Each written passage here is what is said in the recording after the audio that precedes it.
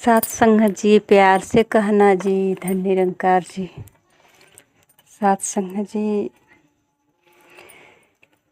मानव जीवन का मिलना बहुत दुर्लभ बताया गया है कि 84 लाख योनियों से चक्कर काटते काटते मानव जीवन मिला है। अति कृपा भगवान ने करके दी अति सुंदर काया है। सात संगत जी, इस मानव जीवन का लाभ उठाने के लिए संत महापुरुष हमेशा से सचेत करते आए। ये मानव जीवन ही है जो चाहे हम संसार में किसी पद प्रतिष्ठा की ऊंचाई तक जाएं, ये मानव जीवन में ही संभव है। किसी बंदर इतनी विशाल शरीर वाले हाथी घोड़े इससे संभव नहीं है। सतगुरु बाबा हरदेव जी महाराज की बाणी आती है, ऊंचाई पर चढ़ने वाला जन झुक कर के चलता है, जो नीचे उतरता है वो अकड़ा अकड़ा लगता है। तो सासंग जी, ये अकड़ना जीते जागते मानव की पहचान नहीं है। अगर थोड़ी सी अकड़ आ जाती है तो देखने वाले सभी लोग बौखला जाते कि इसके अंदर बहुत अकड़ है।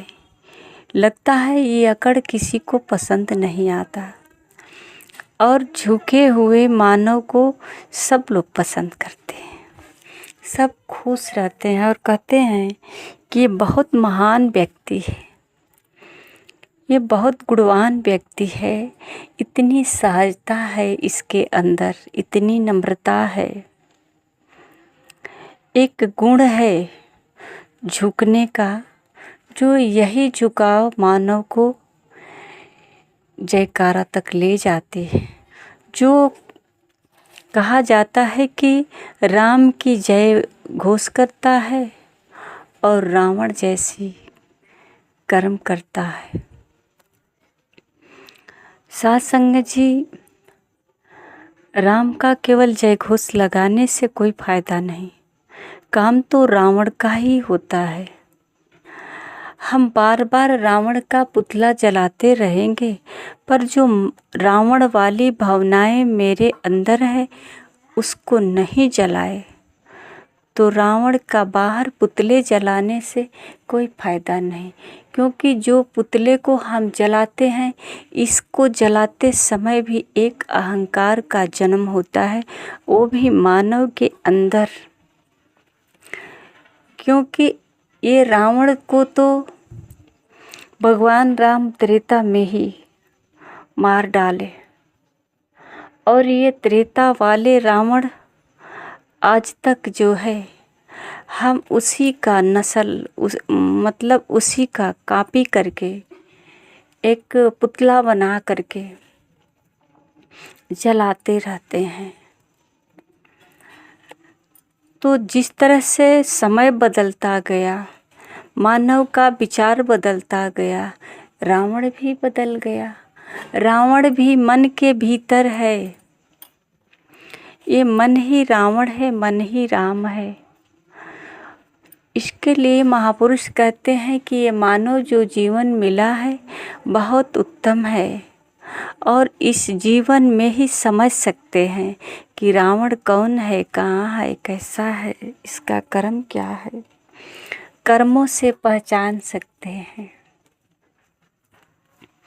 सात संगत जी, आज की जो संसार की व्यवस्था है पिछले व्यवस्थाओं से आगे निकल चुका है। तो पता चलता है कि पहले के लोग जिस तरह से अपना जीवन व्यतीत किए हैं उससे आगे आज जो है व्यवस्था होने के कारण सब लोग जो है आज की व्यवस्था में ढल चुके हैं। तो साथ संगत जी, जो बुजुर्ग व्यक्ति होते हैं उनको याद आता है कि हम लोग जब नौजवान थे तो हमारे समय में क्या व्यवस्था थी, कैसे हम लोग खाते थे, कैसे पीते थे, कैसे कपड़े पहनते थे, किस तरह से घर परिवार का व्यवहार होता था। तो सत्संग जी, बदलाव के कारण ही वो यादें आती है और समझ आता है कि अब बहुत कुछ बदल चुका है। इसी प्रकार सत्संग जी, जब मानव के अंदर बार बार अगर वही वाले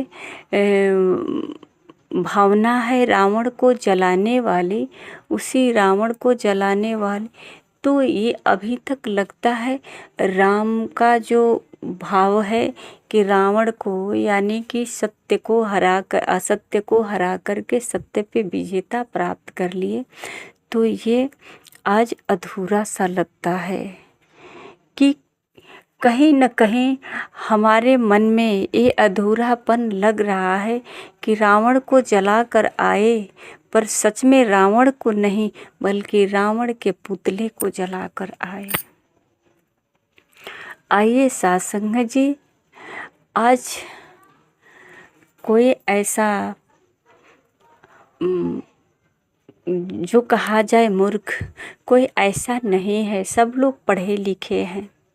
आज के युवा इतनी पढ़ लिख करके बहुत पढ़ाई कर चुके हैं, इनके अंदर बहुत सारा ज्ञान भी है, विज्ञान से, भूगोल से, ये सब कुछ जानकारी कर लिए हैं।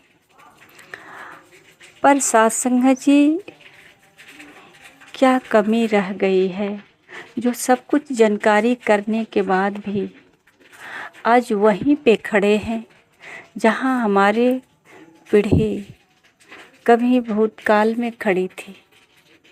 आज भी हम रावण के पुतले को ही जलाने में लगे हैं।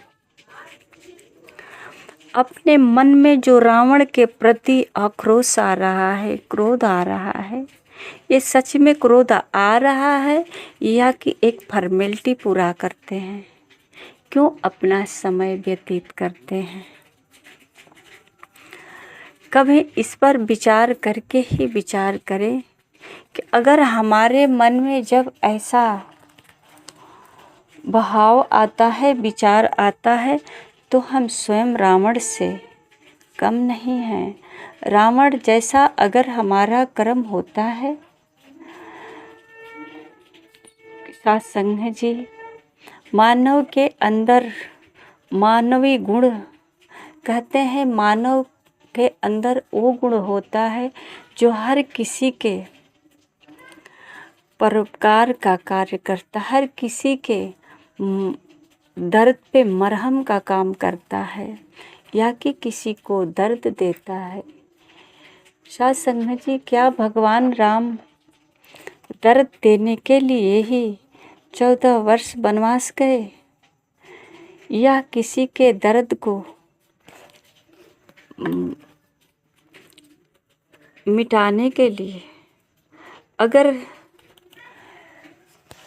दर्द देना ही होता तो 14 वर्ष का वनवास नहीं जाते। उनकी माता को दर्द होता, माता कैकेयी जी को, पर उन्होंने तो सोचा कि हमारे वनवास जाने से माता को खुशी मिलेगी। तो सत्संग जी, भगवान राम जो है वो चिन्ह छोड़ कर गए, जो कि मानव के अंदर मानवीय गुण सहजता हो, जो आज्ञा के अनुसार अपने माता पिता इनके भावनाओं का कदर करे, समझे, इसी में हमारी भलाई है। सत्संग जी, अगर कहते हैं कि अकड़ के चलने से न संवरती जीवन की कहानी है, अहंकार से लाभ न मिलता केवल होती हानि है। और ये भी तो आँख से देखते ही आते हैं कि जिस व्यक्ति के अंदर अकड़ होता है साथ संगत जी, उसको झुकने में कितनी तकलीफ होती है। अगर किसी दिन झुकने की उसकी बारी आई तो वो टूट जाता है झुकने में। मानो जैसे एक सूखी लकड़ी है, अब उसको लचीला बनाया जाए तो नहीं बन सकता है, बल्कि वो उसको मोड़ने में टूट जाएगा। तो इसी प्रकार सासंग जी, मानव के अंदर जब अकड़ आ जाता है तो उसका झुकना बहुत कठिनाई होता है, और इस कठिनाई से उसको बहुत सारे समस्या का सामना करना पड़ता है। उसके अंदर दया भाव नहीं आ सकता, सहजता उसके अंदर नहीं आती। वो बहुत जो है हमेशा एक कठोरता का सामना करना पड़ता, क्योंकि वो कठोर बन जाता है और ये कठोरता उसी को ही ठोकर देती रहती है। तो सासंग जी, मानव का गुण कठोरता नहीं, अकड़ नहीं, अहंकार नहीं, ये मानव को ही हानि पहुंचाता है। मानव के अंदर कहते हैं कि अकड़ के क्यों चलता है बंदे, झुकने में ही शान है। कदम सफलता चूमे उसके झुकता जो इंसान है। जो अपने पढ़ाई के पीरियड में अध्यापक के सामने जाकर समर्पण हुआ, झुक गया तो पढ़ाई में सफलता प्राप्त किया, शिक्षा पूर्ण रूप से ग्रहण किया। जिसको अपना अध्यात्म ये विद्या का गुरु मान लिया और गुरु के पढ़ाई का एक एक वचन जो है ध्यान से सुन करके और विद्या को ग्रहण किया, तो सासंग जी वहाँ भी जब झुका तभी विद्या का ज्ञान प्राप्त हुआ। फिर सासंग जी चाहे वो कहीं भी गया, अपने चाहे वो बिजनेस का हो या नौकरी जो भी हो, किसी धंधे लाइन में जब जाता है तो हर जगह अगर झुक करके अपनी सफलता को सलाम किया तो सफलता खुशी खुशी उसके सामने खड़ी हुई।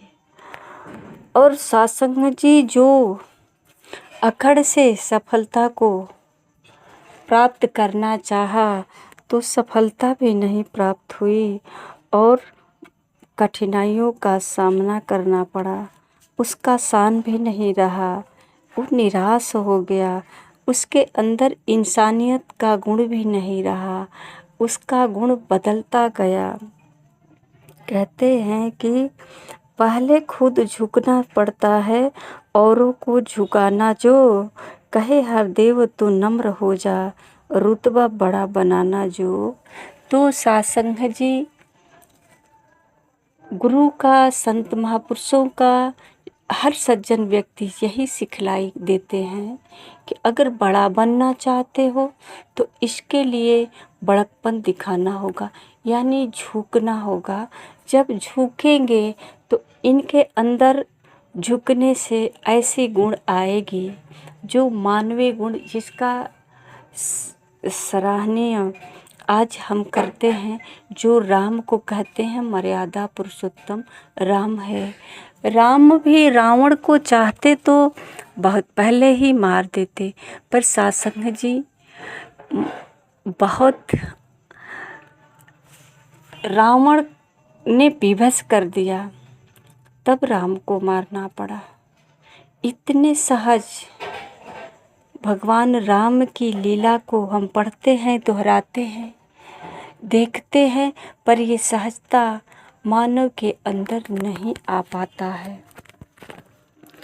तो सत्संग जी, इसीलिए ये मानव जीवन में हरियाली नहीं आ पाती है और इसे तड़प तड़प करके बहुत से ऐसे जीवन होता है कि वो मानव जीवन को ऐसे महसूस करते हैं कि जैसे जीवन नरक में हो। झेल करके अपना बिताते हैं समय। कहते हैं अगर किसी ने हाल चाल लेता है कि क्या भाई क्या हाल चाल है, तो बस एक दिन बीत रहा है। हाल चाल क्या कहें, तो हाल चाल सही नहीं है। इस हाल चाल में कहीं न कहीं दर्द भरा होता है। तो सत्संग जी,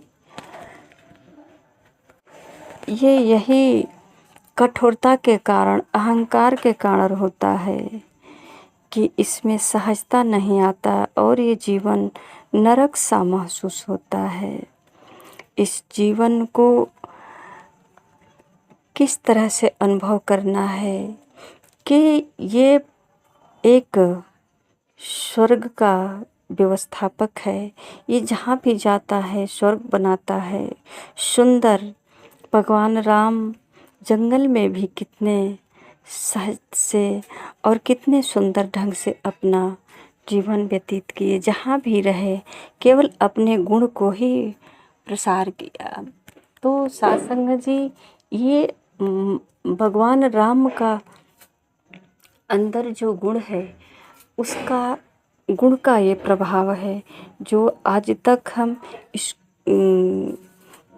शास्त्रों के द्वारा या हर साल रामलीला के द्वारा या किसी तरह से हम दोहराते रहते हैं। तो सत्संग जी, सिर्फ दोहराने तक सीमित न रहे, इसको हम अपने जीवन में अपनाएं और सत्संग जी अपना करके ये अपने जीवन को ऊंचा करें। और ये संसार में अगर चाहते हैं कि रुतबा ऊंचा हो, तो सत्संग जी इसके अंदर लचीलापन ज़रूरी है। और वो लचीलापन जो है ज्ञान से होता है। और ज्ञान जो है, ये सांसारिक ज्ञान तो सबके अंदर है सत्संग जी, पर एक आध्यात्मिक ज्ञान है जो ज्ञान मानव को बिल्कुल लचीला बना देता है। और वो एक परोपकारी के भाव से, जैसा कि फल होता है और वृक्ष पे फल लदा हुआ है, लोग पत्थर मार करके तोड़ कर खा लेते हैं, पर सत्संग जी वृक्ष को कोई परवाह नहीं होता। इसी प्रकार ज्ञानी व्यक्ति को हर जगह सबको अपने ज्ञान से खुशी देते हैं, अपने विचार से खुशियाँ देते हैं। इनसे किसी को तकलीफ़ नहीं पहुंचता है, इसलिए सब लोग इनकी जय जयकार करते हैं। सत्संग जी, प्यार से कहना जी, धन्य निरंकार जी।